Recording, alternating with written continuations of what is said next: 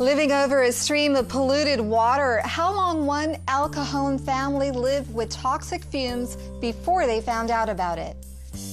One time, when I was in the school, so Taliban attacked on our school. I was very scared on that day.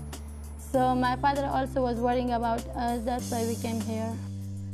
Refugees finding a safe haven in San Diego, and the rules that are forcing some people out of their new homes. I see these kids getting off the buses, and I see the potential of the human race just coming in like this. The benefits of a rich arts education and how it sustains a creative economy. KPBS Evening Edition starts right now.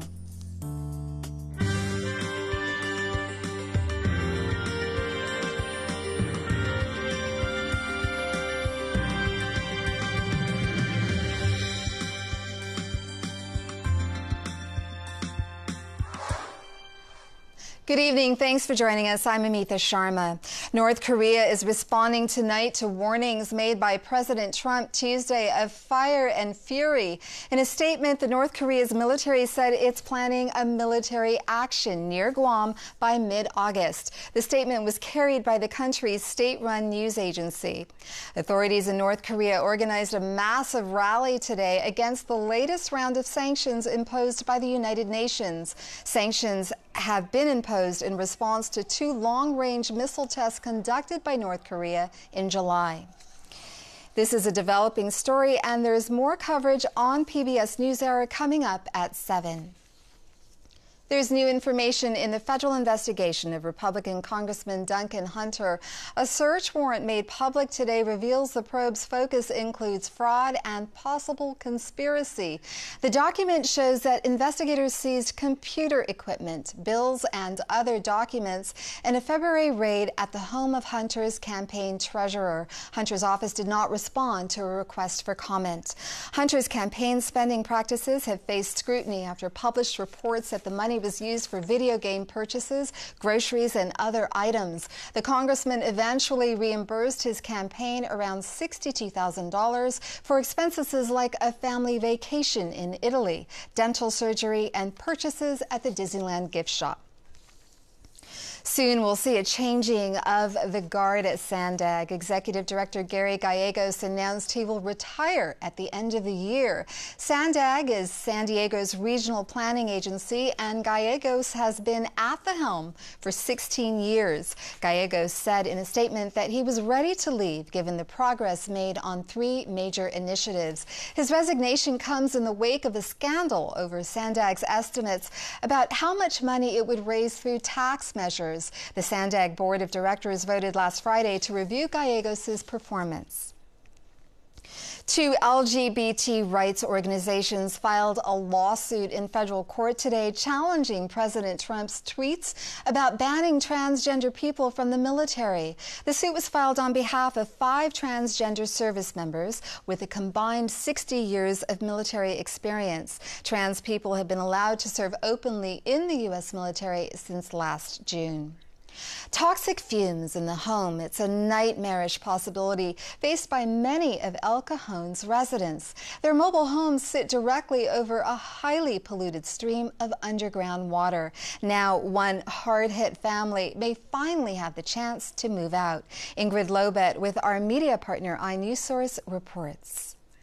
Alex and Victoria Masters are devoted parents. Their 2 kids each have their own area of the living room to safely play. But 8 months ago, the family's feeling of safety was wrenched away when they came home from the hospital with baby Gabriel and found a flyer saying the ground beneath the homes here is contaminated. When you're coming home from the hospital, it's supposed to be a happy time, and it just kind of took away from, what was supposed to be a happy moment for us. We ended up being stressed and trying to figure out what our next steps were.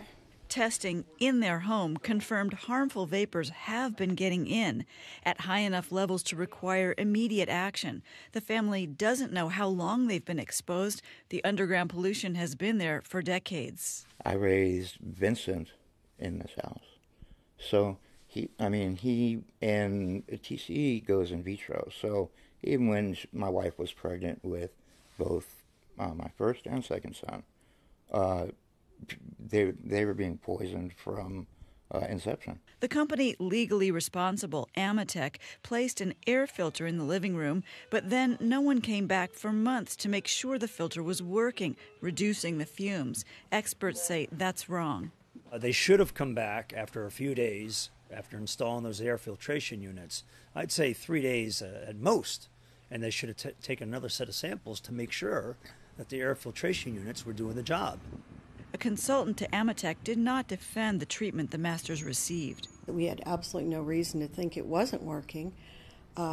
It's been difficult sometimes. The family has been, in the past, represented by an attorney, and a lot of the communication became quite complicated because of that. But she said now Amatec is discussing relocation with the Masters. They say that couldn't come soon enough. A home is supposed to be somewhere where you can feel safe, and I just don't, you don't know how we're going to be affected down the road by this. We may not be affected right now, but down the road, health-wise, what is this going to cause? For KPBS, I'm Ingrid Lobet with iNewsSource. iNewsSource is an independently funded nonprofit partner of KPBS. KPBS has been investigating the stories of refugees who say a resettlement agency placed them in apartments that were too small for their large families, leaving names off of the rental documents to get the refugees in. One family was forced to move because of it. Since our original report last month, more refugees in similar situations have come forward. KPBS City Heights reporter Taryn Mento has more on 3 families in the same apartment complex who are being asked to leave because they have too many occupants. He is Hafizullah Hamdard, and he is 7 years old. He is Muhammad Nabi Hamdard. He is 11 years old. Sadia Hamdard introduces her family of 8. The young refugee from Afghanistan says she can't wait for summer to be over so she can go back to high school in El Cajon. But back home, she says she never wanted to return to school again. One time, when I was in the school, so the Taliban attacked on our school. I was very scared on that day. So my father also was worrying about us. That's why we came here. She says she went back after about a month, but eventually the Taliban forced her family to flee. Those are the letters that Taliban sent us. They put it in front of our door. They arrived here late last year and say they were placed in a 2-bedroom apartment by a local resettlement agency, the International Rescue Committee, or the IRC. This is where my brothers sleep, and this too is for my sisters. So how many people are in your room? And in this room, there's 4. Now they may be uprooted again. They're one of 3 refugee families in the complex that received a notice to vacate late last month because of too many occupants. A manager at the complex, which is under new ownership, says only 5 people can be in a 2-bedroom. The lease that Sadia's father, Lalmir, signed lists only 5 people, not 8. Lalmir said in Farsi he couldn't understand the English language lease, but an IRC translator told him to sign it. At the time, I didn't understand it in English. Even my daughters with little English didn't understand. I only understood that it said, write this, sign here, do this. And I did. 2 neighboring families who speak Arabic told KPBS similar stories. The families of 7 and 8 say they have to find a 3-bedroom, which would be more expensive. But even an apartment of that size may not be large enough, depending on a complex's policy. Occupancy rules are a gray area in the sense that it depends on the building, but they're general guidelines. That's Nils Rosenquist. He's an attorney in San Francisco who focuses on housing and real estate law. We reached him via FaceTime. He says a general guideline in California is the 2+1 policy. That's 2 occupants per room, plus 1 more person for the overall unit. Which means in a 2-bedroom apartment, it's 5 people. 3-bedroom apartment, it is 7 people. Some federal guidelines say 2+2 is acceptable, meaning 6 in a 2-bedroom and 8 in a 3-bedroom. Although one complex told KPBS it would only allow 6 in a 3-bedroom. It's up to the landlord to choose, subject to certain local limitations, but the landlord can choose anything that's reasonable, provided it's non-discriminatory. When it comes to family size, what is discriminatory is decided by the California Department of Fair Employment and Housing. Director Kevin Kish says the agency evaluates a variety of factors to determine this, from parking restrictions to the plumbing system. And we'd also want to know things like, how old are the children? Are there infants who are likely to be, sleeping in a crib that could be put into a parent's room? I mean, the age of the children also plays into the analysis of how reasonable the restriction is. He says anyone can file a complaint if they feel a policy is too limiting. Ready, go, Ed, go. Back at the Handar department, the notice says they need to be out by the end of this month. The family is familiar with moving around. This is my house, Taliban burned. Father Lalmir says they relocated 7 times in Afghanistan after the Taliban threatened the family over his humanitarian work. Taliban said, don't work with the government, don't work with the peace program, don't help desperate foreign people, and don't distribute produce materials. After an inquiry by KPBS, the vice president of the company that now owns the complex said the families would be allowed to stay until they found a new home. Taryn Mento, KPBS News. In an email, the IRC's national office said it is investigating the claims and is supporting its clients through their next steps. Go to kpbs.org to see photos of the family in this story and read the original investigation.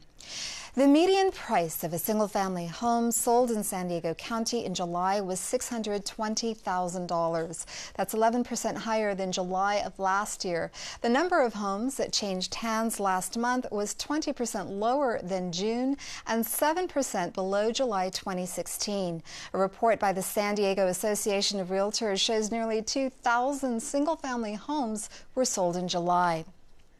Sunny skies on tap for the rest of the work week, and in tonight's forecast, Erin Calandra says we may see some rain this weekend.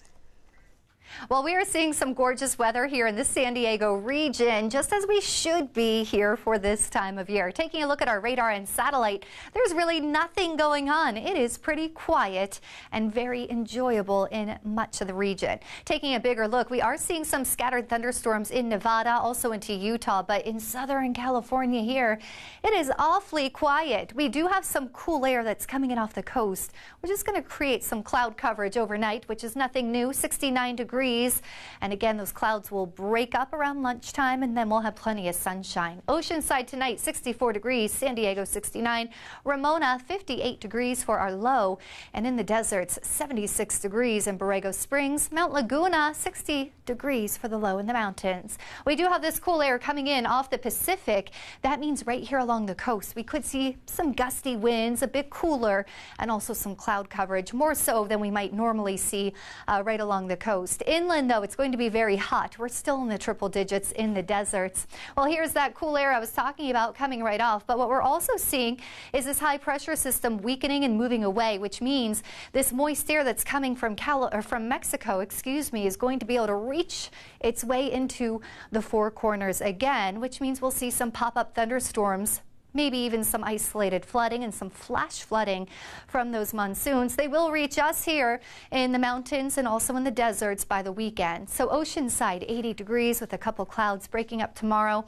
Poway 90 degrees, Alpine 91, and Mount Laguna 83 degrees. Here we are along the coast for the next 5 days. It's going to be beautiful again. Cloudy in the morning, then clearing out for sunshine. Temperatures right around 80 degrees, perfect for the beach.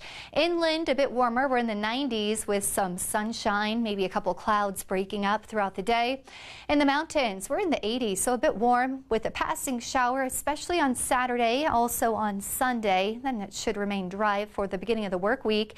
And in the desert, same story. It's going to be hot, triple digits with some passing showers over the weekends. For KPBS News, I'm Erin Calandra. Hundreds of people determined to commit suicide have flocked to the Coronado Bridge for nearly 50 years. In fact, Coronado Mayor Richard Bailey says once suicide deterrents are installed at San Francisco's Bay Bridge, the Coronado Bridge will be the deadliest in the nation. Bailey wants to make sure that doesn't happen by getting behind a Caltrans study of putting in suicide prevention barriers at the Coronado Bridge. The human element. A loss of life is always tragic, and unfortunately we've been seeing dozens of suicides each year over the past several years. The unofficial count right now is around 400 suicides since the bridge was first built back in 1969. Bailey says the people who've jumped off the bridge don't fit any one profile. What we know about the people that have jumped off the bridge or have contemplating jumping off the bridge is that they come from all walks of life. Both men and women have jumped, and they've been business professionals, they've been very successful individuals, they've been young people, they've been old people. Bailey says every time someone contemplates suicide at the bridge, it closes down in both directions and traffic is backed up for hours. If you know someone who needs help, you can call the San Diego Crisis Line at 888-724-7240.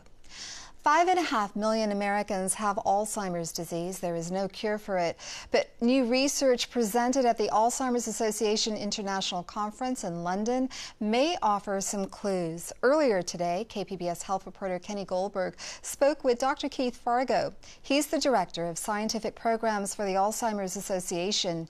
Fargo talked about some initial results from an ongoing study that's looking at how PET scans of the brain could change how Alzheimer's disease is treated.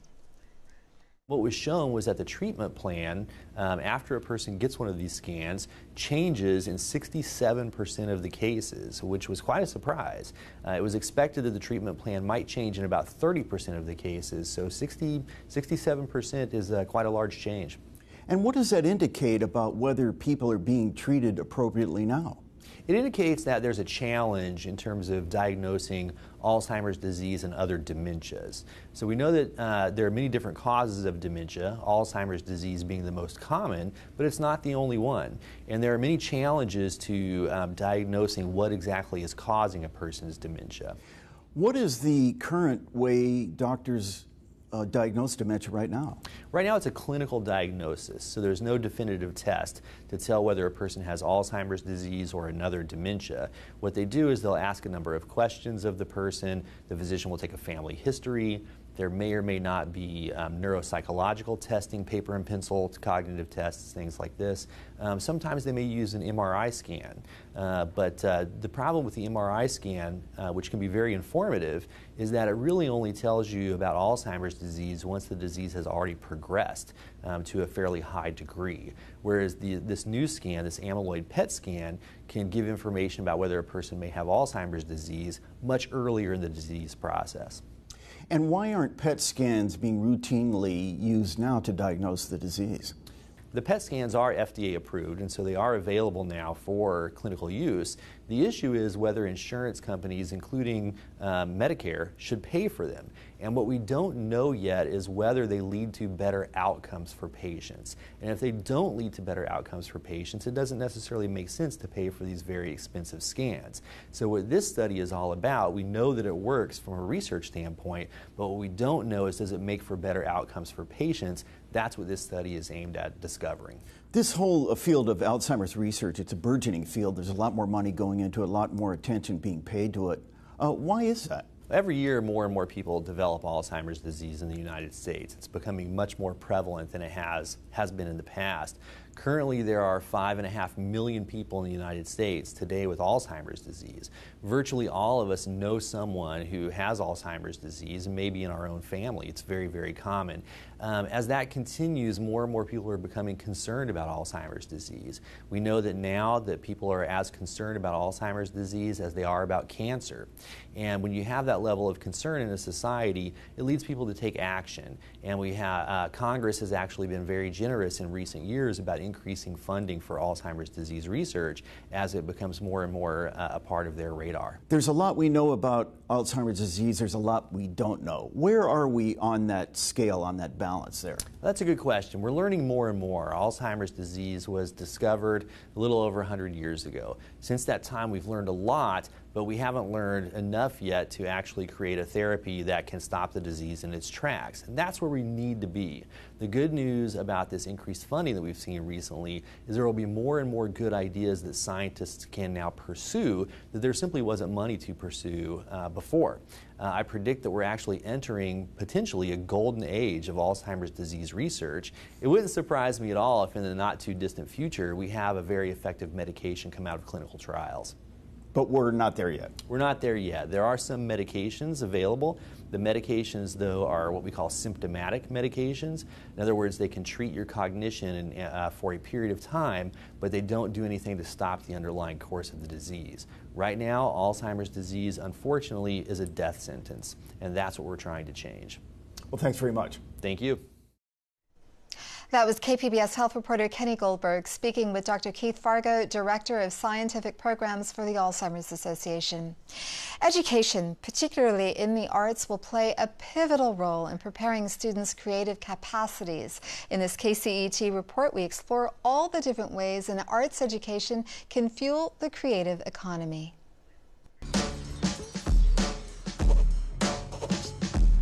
Grew up in Boyle Heights, and art wasn't really there. It was working hard and religion. So when you would see art, it was a mural. So some of the first art that children in Los Angeles experience is murals and graffiti. Let's see if any of them are still there. I always sort of wanted to be an animator since I was 6 years old. Wonderful World of Disney. I saw that and I was like, oh, I want to do animation, but I had no idea on how to do it. So that's why I started doing murals, because murals were instant. Doing it now, everybody's going to see it for a whole week. In high school, I was taking classical arts classes, and then I found out about this after-school program. And then we go to this like oasis, and you go in, and it was like this fountain and art and ceramics, and it was just amazing. And another van was coming in, and it was like, oh, those guys are from Lincoln Heights. Oh, those guys are from South Central. Oh, those guys are from Belmont. Oh, whoa, this is like from all the neighborhoods. This is something big. And that was like the first exposure of gathering of like artists that I saw. I see these kids getting off the buses, and I see the potential of the human race just coming in like this.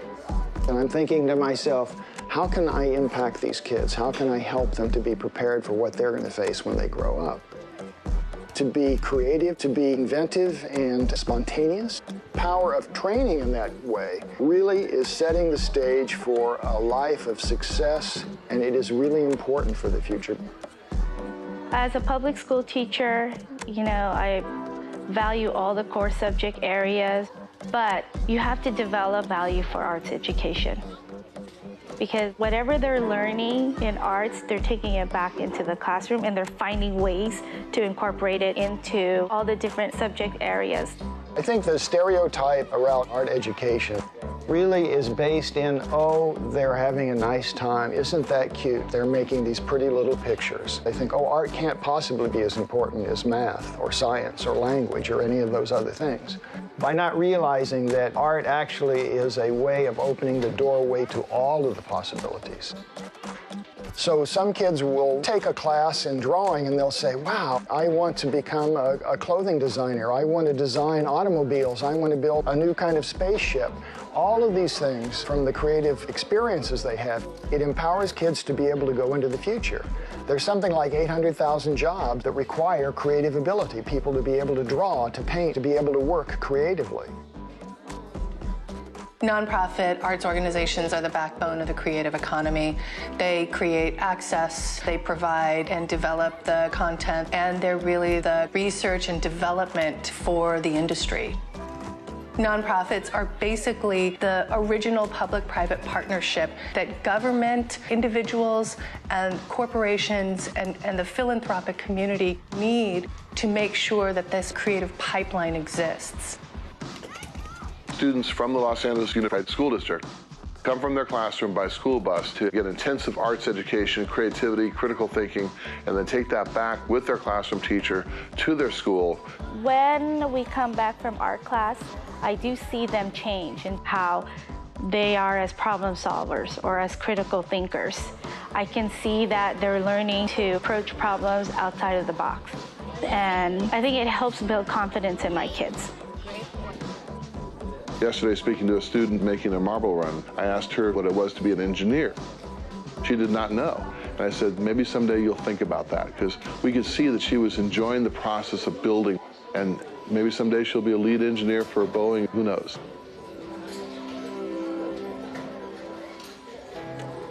Just teaching art is not enough. You can't just teach art. At the school program, it was creative thinking. Story development, character development, creating original content, original thought. It was creative thinking and problem solving that we developed. Animation is really about just bringing art to life. So when I teach my class, in the beginnings, the foundation is starting from the traditional techniques of hand drawing, hand painting, hand sculpting, and then I transition them into digital media. Partly because I don't want my students to see that the cameras and the laptops are fast and easy. I really want them to be able to carry what they learn foundationally and then be able to apply the same skills in a digital platform.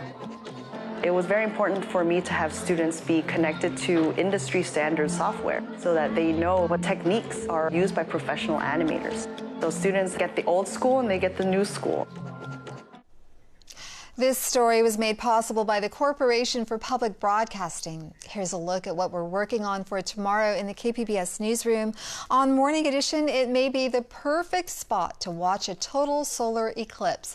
Find the center of the eclipse path at Carhenge. That's tomorrow on KPBS Radio. You can find tonight's stories on our website, kpbs.org/evening edition. Thank you for joining us and have a great evening.